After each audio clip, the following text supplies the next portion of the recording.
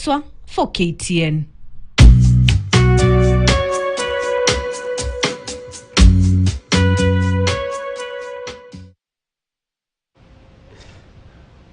Now imagine you want to grow as big as our guest today, and you're asking yourself, what can I do? You've been going to the gym and it's not working. Well, one of the ways that some people have been utilizing is called the usage of steroids. And they are called anabolic steroids, which are drugs that athletes take to boost their strength and add muscle. And they are made to work like a hormone that the body makes called testosterone. Now, testosterone is very interesting because it has two effects on the body. First of all, it builds your muscles. So if you don't have huge muscles, ask yourself, do I have enough testosterone? And secondly, it causes features such as facial hair and deeper voice. Okay? Now, utilization of these anabolic steroids do come with some risks. In men, it is said that you can start seeing your breast growing. You can notice that your testicles are shrinking and not be able to actually be healthy. So these are some of the concerns that have been raised. And in women, if you start utilizing these steroids in a manner that is not healthy, you will get a deeper voice. So initially you're saying hi, and you'll start saying hi. Deeper voice, then also you'll grow more body hair, loss of hair on your head, amongst other effects. And this leads us into a conversation this evening. I have Njoroge, who's a bodybuilding guru and fitness consultant. Gashao, good to see you. Good to see you too. You know, I've tried lifting these weights, man. Now I respect you guys even more. That one is 22 kgs and I've really struggled with it. That one's called lightweight. It's called lightweight? Yeah. What's this? This paperweight? No, this is for doing cardio and aerobics. Oh, 5 kgs. Yeah. So how did you land into bodybuilding? In campus, we had a lot of time. And we did not have so much to do apart from going to school and going back to the hostels. And there was a gym in the hostel. I studied in Kenya Poly, now. I'm an electrical engineer, power. So I decided, let me now start building my body, because that's all I had to do in campus. Go to school, come back to the gym. Go to school, come back to the gym. And now we're here. Definitely. That's quite interesting, because there's a world of bodybuilding. You know, when we see action stars like Arnold Schwarzenegger, you know, he started as a bodybuilder, then crisscrossed into acting and whatnot. In the Kenyan ecosystem, when it comes to bodybuilding, are there people who are just doing bodybuilding as a career, and what are the avenues that they are utilizing this bodybuilding? Is it competitions or what? Now, in Kenya, we have people who do purely bodybuilding for competitive purposes. I am one of them. Then we double up as fitness trainers, gym instructors, and sometimes we get to work with brands, maybe like mostly fitness brands. Yeah, some people get some collabs with like Vassman, Nivea, because they have good bodies. But mostly we do bodybuilding either for leisure or for competitive purposes. And what's the frequency when it comes to competitive purposes? Because I can imagine it takes some time for you to build your body to a particular level to be able to compete. For sure. What's the frequency of these competitions, and how long on average does it take to prepare to be ready for a competition? If you're preparing naturally, it will take you up to 5 to 8 years to be able to compete. 5 to 8 years to be a top contender. Yeah, but if you do with enhancements, 4 years maximum, you're good to go. Yeah, that's quite interesting, and I'm glad you brought that discussion of doing it with enhancements and doing it naturally. Yes. So enhancements is traditionally, we've known people who use enhancements, these performance enhancing drugs, PEDs, as people use steroids. So we look at you and we're like, steroids. You know, talk to me. When it comes to enhancement, what does it entail? Enhancement, basically, as you say it's steroids. They are hormones. Hormones, basically what they do, they help your body recover very fast. They help your body stack so much muscle in a very short time. They help your body retain muscle even when you're on a calorie deficit. You're eating a small amount of food, you still retain muscle. So you don't function on a normal level like a normal man. The more the amount of hormones you have in your body, the more muscle you can put on, better muscle quality, lean muscle, so you don't become so fat. Okay. And when it comes to cutting down, then you don't lose so much muscle, because when you're on a deficit, you lose muscle, fat, and water mass. Okay. So enhancements basically put you on another level. Okay. As opposed to being natural. Ah. Yeah. In fact, you've given the yearly comparisons, 7 to 8 years to be able to reach top level. Yeah. And when you're using enhancements, 4 to 5 years, so it cuts down on that particular timeline. Yes, but for sure.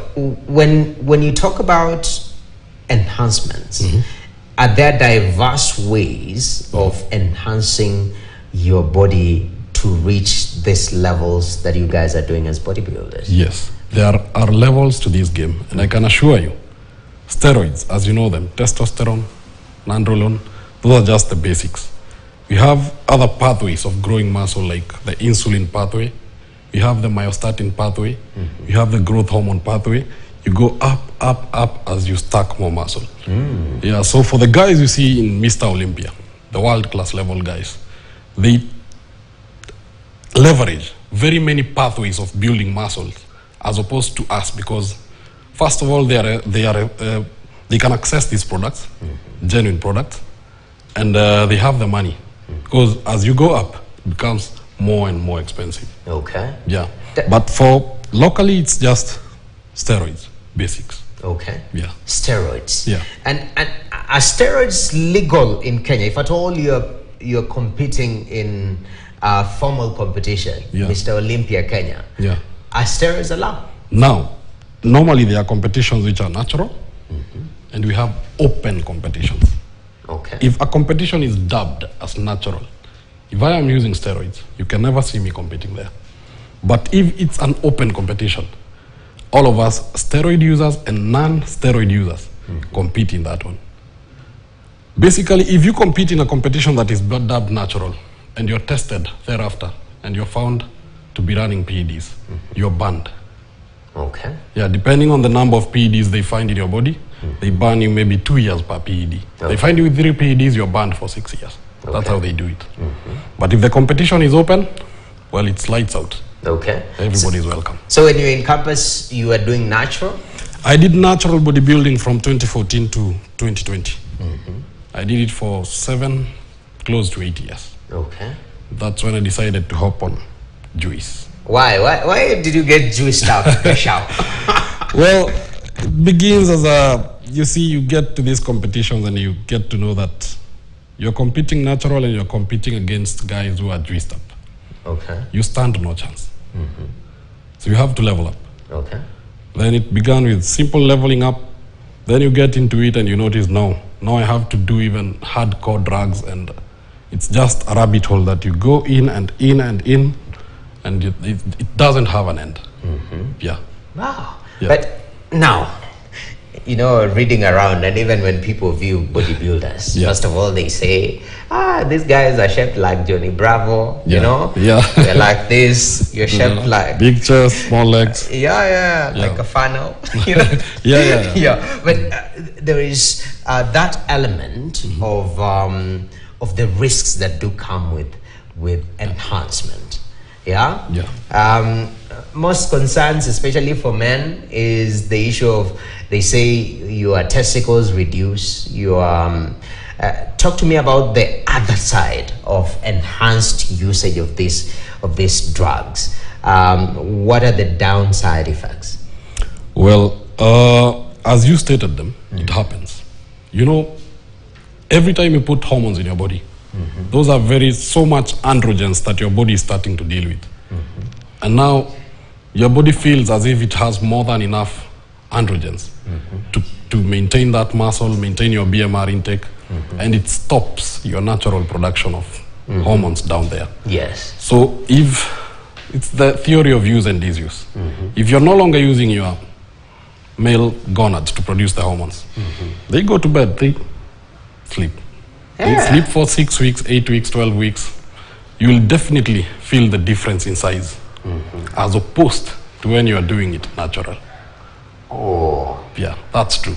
That's true. Yeah, but that's very minimal. It's only the beholder who gets to notice when maybe you're doing your thing. But other people don't get to notice. Okay. Yeah. That's even your partner cannot notice. Really? Yeah. Because you only notice maybe in the evening. In the morning, you are full. They are full in your sack and everything is okay. So in terms of if you use these enhanced drugs for enhancement drugs for a number of years, yeah, are there permanent effects in that regard? In fact, affecting your reproductive system. Yes. So I'll tell you one thing for a fact. There are safe ways of running these steroids. And if you do not employ the safety measures, as you continue competing and taking them, being on cycle, off cycle, note that we are not always on steroids. Like right now, I'm not on steroids. I'll probably hop on steroids maybe from April. Why? Because I'll be competing in October. Okay. So I have to start preparing. When we are off steroids, we take mitigation strategies to make sure we restore our natural production of testosterone. And we signal back from our brain to down there. We make sure that feedback loop mechanism is not distorted for a long time. How do you do that? Well, there are steroids have side effects. And I can tell you 98% of the side effects can be prevented if you know how. Yeah, how so? Somebody is looking at you, Gashao, Yeah. and they're like, I've always seen myself having such a body, Yeah. and maybe enhancement is the way to go. But there is that fear that if I don't do it right, it will affect, first of all, my reproductive. We are thinking about generations. Yes, here, for sure. Gashao. Yeah. So how do you do it in a manner that doesn't harm you? So there are medications. I don't like to mention them because people might go out there and play with them. But there are medications that are analogs to the hormones that we produce to trigger our natural production of testosterone. Okay. Yeah, it's a hormone found in pregnant women. Normally, when your girl is being tested for pregnancy, they take the urine test and they test for a hormone called HCG, human chorionic gonadotrophin. Now, that hormone, to a man who is using steroids, it can be used to restore your natural production of testosterone if you administer it. But remember, it's also an agonist. So it will stop your natural production of luteinizing hormone because it's an analog of luteinizing hormone. Okay. Basically, luteinizing hormone comes from your pituitary gland, the anterior lobe. It's the one that triggers your testes to produce testosterone. Okay. So once you use steroids, you cut down that production of LH down there. Okay. If you want to restore it, take an analog of the luteinizing hormone, which is human chorionic gonadotrophin. And then maybe after that, 3 weeks of HCG. Then after that, there are some medications, fertility medications like clomiphene, so that you take them so that you block estrogen at the hypothalamus level, so that you can trigger that negative feedback loop mechanism. Whoa, it's a whole science, man. It's a whole science. That's quite interesting. Just don't do it recklessly. People who do it recklessly, they end up being infertile. Yeah, they can end up losing their sex function, erectile dysfunction. Okay. It's bad. All right. Yeah. And our time is running out, Gashao. Yeah. There is the element of, you've mentioned that doing it right is the best way to go.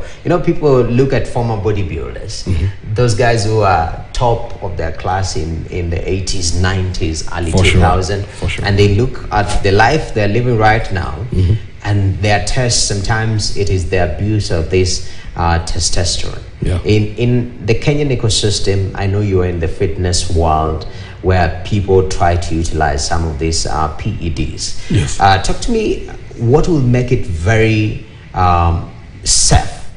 We standardize safety in the utilization if at all somebody chooses to go that direction, as we finish up briefly. Yeah, so number one, it is always advised someone should stay natural. Don't go the direction of steroids. Yes. If you have to go the direction of steroids, number one, check the risk profile of the drug that you're using. Okay. Always take drugs that have the lowest risk profile. Okay. Don't take hardcore drugs. I always tell people you don't need them. But if you have to take them with caution. Okay. And always have the precautionary measures standby even before you start taking the drugs. Okay. For every drugs, there are side effects, and there are drugs to counter those side effects. Okay. So they have to be standby before you abuse the drugs. Definitely. Yeah. Very, very important. Yeah, very important. Thank you. Asante sana. Yeah. Shika hii lightweight yako. Hii nitaenda nayo kesho somewhere called Hood Gym. Eh. Tomorrow we are going to Hood Gym at 2 p.m. Because we want to restore the Kenya Bodybuilding Federation. Yes. It has been Dead not for in a action, minute. dead for a minute. Okay. So tomorrow at 2 p.m. tutakuwa kwa Hood Gym. That's where I work out. Hood Gym is the best gym in the country. That's where stars are made. Anyway, thank you very much. I really appreciate you making time to speak to Weekend Run. Thank you so much. Asante sana, and all the best. Thank you so much. Definitely. So there you have it, this conversation on matters to do with performance enhancement drugs. Saying that you're advised to do it natural, and those who are doing natural, they look like me. And those who are going extra, they somehow look like Gashao. We take a short break right here on Weekend Prime. We still have more in store for you. Time for break now. When we come back,